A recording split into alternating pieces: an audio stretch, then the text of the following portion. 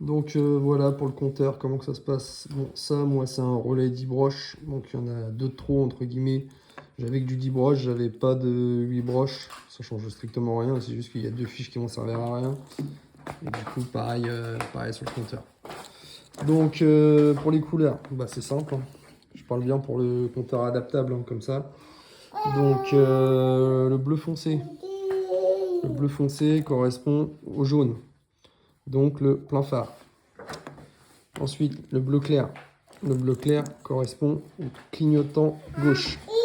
Clignotant gauche, marron foncé. Le orange. Le orange correspond au vert foncé. Vert foncé, clignotant droit. Alors après, vous avez soit un noir, soit j'ai vu aussi du brun sur certains. Bon, on va dire la position de la quatrième broche. Là, vous êtes sur le plus après Neyman, le fil brun, pour donner entre guillemets l'alimentation.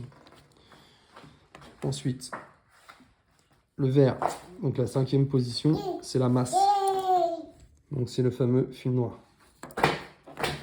Sixième position, normalement, il aurait dû avoir le fil noir-jaune. Noir-jaune, c'est la jauge à huile. J'ai dû le rallonger. C'est le seul fil que j'ai dû adapter. J'ai dû le rallonger pour la simple et bonne raison que je vous ai expliqué tout à l'heure. On est obligé de mettre un relais 4 broches.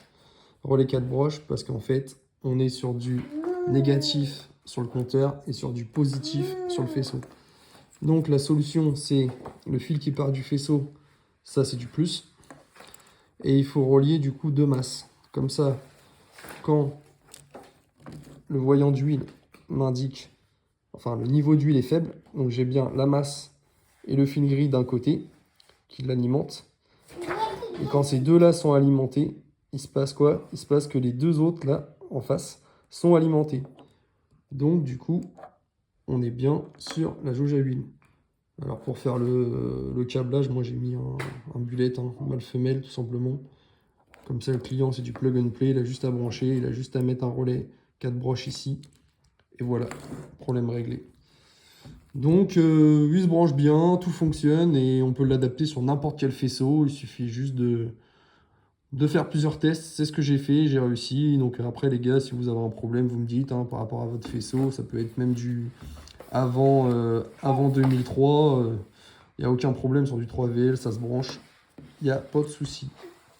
Voilà, bah, j'espère que ça vous aura plu. Parce que depuis le temps qu'on cherchait le fameux branchement de ce compteur adaptable, et ben on l'a trouvé. Voilà, allez, bonne soirée, ciao.